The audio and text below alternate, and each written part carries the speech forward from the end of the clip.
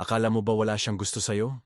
Pero teka lang, baka sa bawat simpleng tanong niya, sa bawat tawa niya, at sa mga mata niyang hindi makatingin ng diretso sa'yo, nagsisigaw na pala siya ng gusto kita. Pero bakit hindi niya masabi? Huwag kang bibitaw. Kasi malalaman mo dito ang mga palatandaang hindi mo dapat balewalain. Maraming lalaki ang nalilito sa mga mixed signals. Isang araw sweet siya, kinabukasan parang wala lang. Minsan magtatanong ng personal na bagay tungkol sa'yo, tapos bigla siyang cold. Kaya ang tanong, gusto ka ba talaga niya? Ang mas matinding tanong, bakit hindi niya masabi? Bago natin simulan, nais kong magpasalamat sa mga loyal kong subscribers sa patuloy na pagsuporta sa aking channel. Kayo ang inspirasyon ko sa paggawa ng mga bagong content. Kung bago ka sa channel ko, comment mo na kung taga saan ka. Sa panahon ngayon, hindi lahat ng babae ay vocal. Hindi dahil mahiyain sila, kundi dahil may mas malalim na dahilan kung bakit itinatago nila ang nararamdaman nila sa isang lalaki. Kahit gusto na nila ito. Pero kung hindi mo alam ang mga signs, maaaring mawala siya sa'yo. Maaaring maghanap siya ng iba, yung marunong magbasa ng signals kahit walang salitang binibitawan. Sa totoo lang, maraming lalaki ang hindi marunong magbasa ng ganitong klase ng emosyon. Akala mo torpe ka, pero sa totoo lang, siya ang mas torpe. Akala mo friendzone ka, pero hindi mo alam, naglalagay na pala siya ng daan papunta sa puso niya. Akala mo wala siyang gusto sa'yo, pero ikaw lang ang hindi nakakahalata sa mga maliliit niyang kilos. Dito pumapasok ang kahalagahan ng stoic mindset. Ang stoic na lalaki hindi umaasa sa salita lang. Tinitignan niya ang kilos, pinakikinggan ang katahimikan, at nauunawaan ang intensyon kahit walang kumpirmasyon. Kasi kung umaasa ka lang sa I love you or crush kita, malamang sa huli, ikaw ang magsisisi. Unang sign, nahihiya siyang umamin dahil ayaw niyang magmukhang cheap. Ito ang pinaka-common pero pinaka-misunderstood na sign. Ang babae, kahit gaano pa niya gusto ang isang lalaki, iniiwasan niyang maunang umamin. Hindi dahil wala siyang nararamdaman, kundi dahil ayaw niyang isipin ng lalaki na easy siya. Babae ako, dapat siya ang maunang magparamdam. Ayoko siyang takutin o isipin niya na desperada ako. Pakalayuan niya ako kapag alam niyang gusto ko siya. Ito ang inner dialogue ng maraming babae. At dahil dyan, pipigilan niya ang sarili niya. Pero sa kilos niya, makikita mo na ang totoo. Kaya kailangan mong gamitin ang stoic awareness mo para mabasa ang mga signs. Madalas siyang tumawa sa jokes mo kahit corny. O lagi siyang available kapag niyaya mo siya. You're nakaparamad siya pero hindi ang naunan magsamo. Palagi kanyang tinatanong tungkol sa love life mo. May mga tanong siyang parang nagseselos pero hindi niya inaamin. Hindi niya man masabi pero gustong-gusto ka na niya. Mga senyales na halata kung marunong kang magbasa ng babae. 1. Eye contact na biglang iniiwas. Kapag tinitigan mo siya, napapailing siya at biglang iiwas. Hindi dahil na turn off siya, kundi dahil nahuli mo siya. Nahuli mo siyang natitig sa'yo. 2. Nakikinig siya, kahit sa mga walang kakwenta-kwentang kwento mo. Para sa babae, kapag may gusto siya sa lalaki, kahit paulit-ulit ang kwento mo, kahit wala namang substance, tatawanan at tatanggapin niya. Kasi ang mahalaga, may interaction kayo. 3. Nagpaparamdam siya kapag hindi ka nagpaparamdam. Kapag tumigil ka sa pag-chat, bigla siyang magre-reply ng uy, nawala ka. Kapag hindi ka nagpapaalam, may comment siyang, busy ka na ata? Ito ang mga indirect signs na naghahanap siya ng attention mo. 4. Hindi ka niya tinatawag na crush, pero tinatawag ka niyang special. Bakit? Kasi kapag tinawag ka niyang crush, obvious. Pero kapag sinabi niyang, ikaw yung pinaka-naiiba sa lahat ng nakilala ko. Iba ka magsalita, parang may sense ka. Mga linya yan ng babaeng hindi kayang umamin. Nang diretso pero nagsisigaw na ang puso niya. Kung isa kang lalaking may stoic mindset, hindi ka lang basta naghihintay ng linya tulad ng gusto kita. Pinag-aaralan mo ang kilos. Inaamoy mo ang tension sa hangin. At inaaral mo ang katahimikan. Huwag mong hayaang mawala ang pagkakataon dahil lang hindi mo nakita ang mga signs. Napansin mo ba na kahit pagod na siya, sinamahan ka pa rin? Na kahit wala siya sa mood, nag-reply pa rin siya sa'yo? Huwag mong balewalain yan. Dahil minsan ang pagmamahal hindi sinasabi, ginagawa. At kung marunong kang tumingin, makikita mong gusto ka na niya, kahit hindi niya maamin. Isa sa mga pinakamasakit na pagkakamali ng maraming lalaki ay ito, kapag hindi sinabi ng babae, ang nararamdaman niya, Iniisip agad ng lalaki na wala siyang pakialam. Pero ang tanong, paano kung ipinapakita niya ang nararamdaman niya sa mga ginagawa niya? Hindi lang sa salita, hindi lahat ng babae expressive. Pero lahat ng babaeng may nararamdaman, gumagawa ng effort sa mga taong mahalaga sa kanila. Ang problema, marami kang hindi napapansin dahil abala kang naghihintay ng I like you habang hindi mo nakikita ang mga sakripisyong ginagawa niya sa likod ng katahimikan. Tanungin mo ang sarili mo, may babae bang laging available kapag kailangan mo? May babae bang iniintindi ang schedule mo? May babae bang nag-e-effort kahit hindi naman siya dapat nandyan? Kung oo, tapos wala kang ginagawa para kilalanin yan, baka ikaw ang dahilan kung bakit napagod siya at unti-unting lumayo. Lalaki, hindi lang ikaw ang nasasaktan kapag hindi mo alam ang mga senyales, pati siya. Kasi ang babae, pagod na ring magparamdam sa taong hindi marunong tumingin. Hindi lahat ng pagmamahal ay malakas ang tunog. Minsan, ang pinakamalalalim na damdamin ang pinakatahimik. Pero kung hindi mo natutunan pahalagahan yon, sa huli, pagsisisihan mo kung kailan huli na. Ang stoic na lalaki ay hindi nagpapadala sa panglabas na drama. Pinag-aaralan niya ang kilos ng isang tao. Tinitimbang niya kung sino ang consistent sa panahon ng tahimik, hindi lang yung malakas ang salita. Kaya sa part na to, tatalakayin natin ang pangalawang sign na gusto ka na ng babae kahit hindi niya maamin. Ginagawa kanyang priority sa mga bagay na di mo naman hiningi. Hindi mo siya pinilit, pero ginawa kanyang mahalaga. Hindi mo siya kinulit, pero nandyan siya tuwing kailangan mo. At yan, kaibigan, ay isa sa pinakamatinding senyales dahil ginagawa lang yan ng isang babaeng may nararamdaman. Ikalawang sign, nagpapakita siya ng sakripisyo, kahit maliit, pero para sa'yo. Tandaan, ang effort ay hindi palaging malaki. Minsan, nasa mga maliit na gestures na paulit-ulit niyang ginagawa. Halimbawa, binabago niya ang schedule niya para umayon sa'yo. Wala ka pa mang sinasabi, pero kapag may lakad ka, available na siya agad. Kapag nabanggit mo lang na malungkot ka, bigla siyang nandyan. Hindi yan coincidence. Effort yan. Tinatandaan niya ang maliit na detalye tungkol sa'yo. Nasabi mo lang dati na gusto mo ng cold coffee, tapos sa susunod na pagkikita ninyo, may dala siya. Na-mention mo lang sa isang convo na birthday ng lolo mo, tapos nag-greet siya. Hindi niya yan ginagawa sa lahat, ikaw lang. 3. Inaabot niya ang limitasyon niya para lang mapasaya ka. Minsan, kahit hindi siya okay, makikipagkwentuhan pa rin siya sa'yo. Kahit pagod na siya, magbibigay siya ng atensyon. Kahit may sariling problema, iintindihin ka pa rin niya. Lalaki, hindi yan common. At kung hindi mo pa rin naiintindihan na may feelings siya sa'yo, baka ikaw ang manhid. Example 1, hindi siya sumama sa barkada para sa'yo. May isang lalaki nagkwento sa akin. May babaeng nililigawan niya, pero parang hindi siya sure kung gusto rin siya nito. Hanggang sa isang araw, nag-aya ang barkada ng babae sa outing. Pero hindi siya sumama dahil alam niyang may problema yung lalaki. Nagstay siya sa bahay at tinawagan yung lalaki just to check on him. Sino ba naman ang magtatapon ng bonding time sa friends kung wala siyang pakialam sa'yo? Example 2, laging nandyan kapag wala ng ibang nandyan. Kapag wala na yung iba, kapag iniwan ka ng mga barkada mo, kapag down na down ka, sino ang nananatili? Yung babaeng hindi mo inakala, pero palaging nariyan. Hindi mo man naririnig ang I love you, pero nararamdaman mo sa kilos niya. Stoic ka. Alam mo kung paano tumahimik sa ingay. Pero alam mo rin kung kailan dapat pahalagahan ang presensyang hindi hinihingi, pero kusang ibinibigay. Kung gusto mo talagang maging lalaking hinahabol, hindi yung laging humahabol. Dapat marunong kang tumingin sa sakripisyo. Gawin mong pamantayan yan. Dahil ang babae na gumagawa ng effort na di niya ginagawa sa iba, malamang gusto ka na noon. Wala kayong label, hindi naging kayo.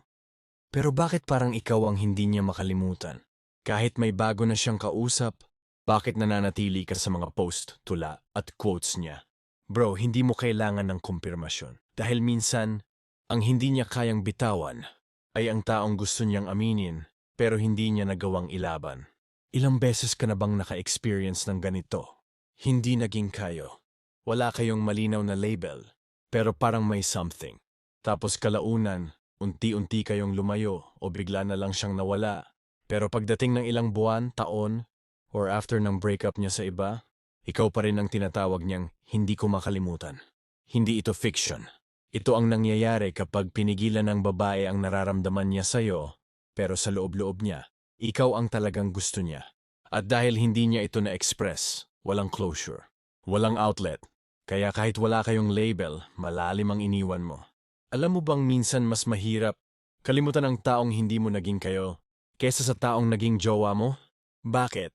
Kasi yung taong naging jowa mo may closure. Pero yung hindi mo naging kayo, puro what ifs, puro bitin, puro hinanakit na hindi masabi. At kung lalaki kang hindi marunong tumingin sa mga ganitong senyales, baka paulit-ulit kang mawawala sa eksenang hindi mo alam na may epekto ka pa rin pala. Ang babae, kapag may malalim siyang nararamdaman sa isang lalaking hindi niya makuha, dinadala niya yun ng tahimik, pero matagal. At minsan, kahit ilang taon na ang lumipas, ikaw pa rin ang laman ng isip niya. Pero hindi niya sasabihin. Hindi niya aaminin. Dahil para sa kanya, pride is greater than feelings. Ganyan ang mga babae. Bilang isang stoic, hindi mo lang dapat basahin ang mga salita, kundi ang kilos, ang pattern, at ang pag-uugali. At sa case na ito, ang ikatlong senyales na gusto ka na niya kahit hindi niya maamin ay ito. Hindi siya makapag-move on sa'yo, kahit wala kayong naging malinaw na relasyon. Ito yung type ng babae na kapag may bago ka ng kausap, bigla siyang magpaparamdam. Kapag okay na ang buhay mo, bigla siyang magla-like sa post mo. Kapag binabanggit mo ang pangalan niya, nakikita mong may kilig pa rin siya. Hindi ka lang ex, hindi ka lang kaibigan. Ikaw ang unfinished chapter ng buhay niya. Ikatlong sign, hindi ka niya ma-let go, kahit wala ka namang ginagawang mali. Mga senyales. 1. Nagpaparamdam siya tuwing maganda na ang takbo ng buhay mo. Kapag may bago kang post na masaya ka na, bigla siyang nagla-like, nagre-react o nagko-comment. Hindi ito coincidence. Naapektuhan siya sa growth mo kasi deep inside gusto niyang siya pa rin ang kasama mo. Kinukumusta ka pa rin kahit matagal na kayong walang usap. Yung simpleng kumusta ka na? O naalala lang kita. Mga bitin na mensahe pero punong-puno ng emotion. Hindi niya ito ginagawa sa lahat. Sa'yo lang. Kasi hindi ka pa rin niya lubos na mapakawalan. 3. May mga post siya na parang ikaw ang kausap. Yung mga quotes sa stories niya. Yung mga TikTok na parang may pinaparinggan. Yung mga I deserve better or yung akala mong wala kang halaga sa kanya. Alam mong ikaw yon. At kung marunong kang tumingin, ramdam mo na ikaw pa rin ang laman ng puso niya. Proof, real-life examples ng unspoken attachment. Example 1. Bumabalik siya kahit matagal na kayo walang communication. May isang lalaki tinanong ko, "Kamusta na si girl?" Sabi niya, "Matagal na kaming walang usap eh." Pero bigla siyang nag-chat nung nakita niyang may bago na akong kadate. Coincidence ba yan? Hindi. Ang babae, kapag hindi pa talaga siya naka-move on, napipilitan siyang bumalik para lang maramdaman ulit ang presence mo. Example 2. Nagagalit siya kapag may bago ka, kahit wala kayong label noon. Wala kayong naging commitment. Pero nang nag-post ka ng ibang babae, nagbago ang behavior niya. Biglang cold. Biglang hindi ka na pinapansin. Pero kapag kinausap mo, ang sagot niya, "Wala lang, hindi ako apektado." Pero deep inside, gusto ka niya. At nasasaktan siya. Kung stoic kang lalaki, hindi ka man lalaro. Pero marunong kang magbasa. Hindi mo ginagamit ang damdamin ng babae, pero alam mong ang nararamdaman niya ay hindi mo dapat balewalain. Kung may babaeng hindi makamove on sa'yo kahit hindi naging kayo, huwag mong isnabin. Maring ikaw mang lalaking talagang minahal niya kahit hindi niya naipakita ng buo. Sabi niya, "Kaibigan lang kita." Pero bakit hindi siya komportable kapag may ibang babae sa tabi mo? Bakit ang dami niyang tanong kung friend lang pala kayo? Lalaki, baka hindi lang ikaw ang hindi makaintindi. Baka siya rin, nalilito na sa sarili niyang nararamdaman. Maraming babae ang takot masaktan kaya inuuna ang salitang kaibigan. Pero hindi ibig sabihin noon na wala na silang nararamdaman. Ang problema, sa sobrang kalituhan ng lalaki, inaakala niyang wala siyang chance. Kaya habang sinasabi ng babae na kaibigan lang, ang lalaki naman naglalakad palayo. Bit-bit ang pagsisising hindi niya sinubukang intindihin. At yan ang dahilan kung bakit maraming what-ifs sa mga relasyon na hindi nabuo. Friendzone? Maybe. Pero pwedeng feelings na hindi niya kayang panindigan. Ito ang totoo. Ang babae kapag walang nararamdaman, hindi kikilos na parang may pagtingin. Hindi siya. Siya magiging jealous, na magbibigay ng sobrang effort, magiging possessive. Magpapakita ng concern na lampas sa friend level. Kung sinasabi niyang friend ka lang, pero parang boyfriend ka ng ituring, huwag mong balewalain yan. Diyan marami ang nagkamali. Diyan maraming lalaki ang umalis. Hindi dahil ayaw nila, kundi dahil nalito sila sa sinasabi ng babae na hindi tugma sa kilos nito. Sa Stoicism, isa sa mga pinakamahalagang prinsipyo ay observe reality, not just words. Marami ang nadadala sa salita. Pero kung lalaki kang stoic, mas pinapakinggan mo ang kilos. Dahil doon naglalabas ng totoo ang isang tao, lalo na ang isang babaeng nagtatago ng nararamdaman. Kaya ngayon, tatalakayin natin ang ikaapat na sign. Kapag pinipilit kanyang ituring bilang kaibigan, pero lahat ng galaw niya, higit pa doon. Ikaapat na sign, friend lang daw pero tila hindi lang kaibigan. Mga palatandaan, 1. Nakikipag-away siya kapag may iba kang ka-text. Bakit siya? Close ba kayo? Taga saan siya? Mga tanong niya na parang wala lang, pero halatang may tono ng pagseselos. Friend ka lang daw niya.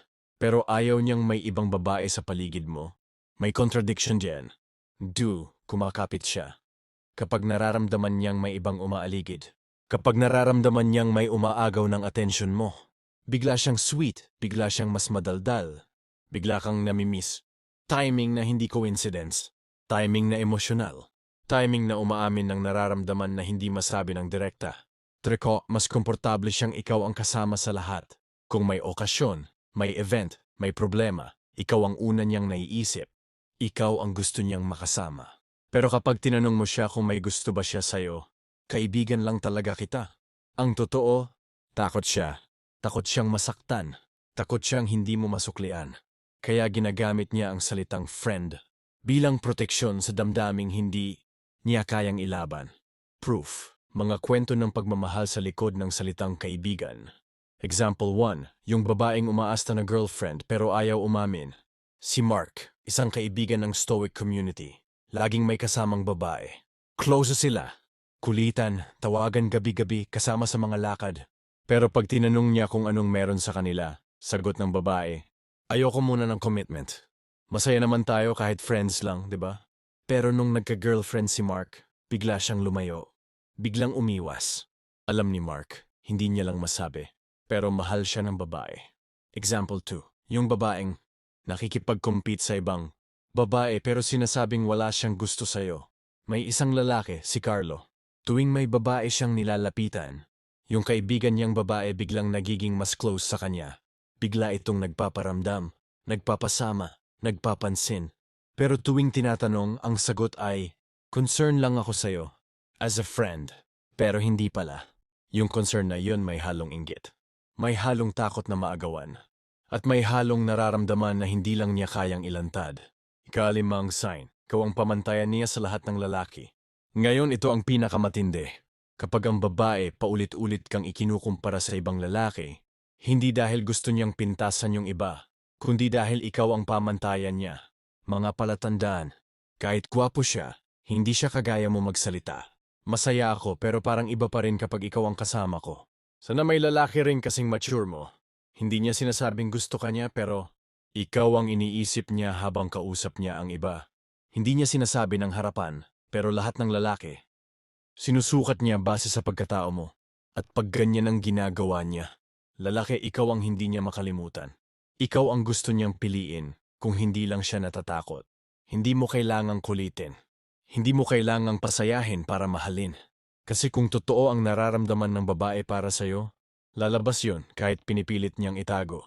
Ang trabaho mo bilang stoic na lalaki ay hindi para manghula, kundi maging aware. Basahin ang katawan ng babae, hindi lang ang bibig. Kilalanin ang galaw niya, hindi lang ang label. Kung nakita mo ang mga sinyalis na to, hindi mo kailangang magmadali. Pero huwag ka ring manhid. Panatilihin mong mataas ang standards mo. Panatilihin mong kalmado ang emosyon mo.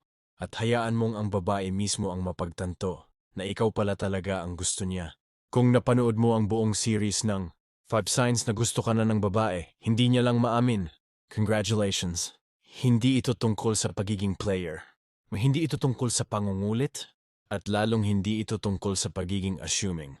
Ito ay tungkol sa pagkakaroon ng mata na marunong tumingin at puso na marunong maghintay ng may dangal. Sa Stoicism, Hindi tayo natatakot sa rejection. Hindi tayo nagmamakaawa sa atensyon. Ang meron tayo ay awareness, self-control, at karisma na hindi nangangailangan ng validation. Kung nakuha mo ang value na gusto mong marinig dito, mag-comment ka sa baba ng "Ako yung hindi niya inamin pero gusto pala niya." And huwag mong kalimutang mag-subscribe, share ito sa tropa mong manhid, at like ang video na to para mas marami pang lalaking matutong magbasa ng totoong intensyon ng babae, hindi lang ang sinasabi ng bibig nila.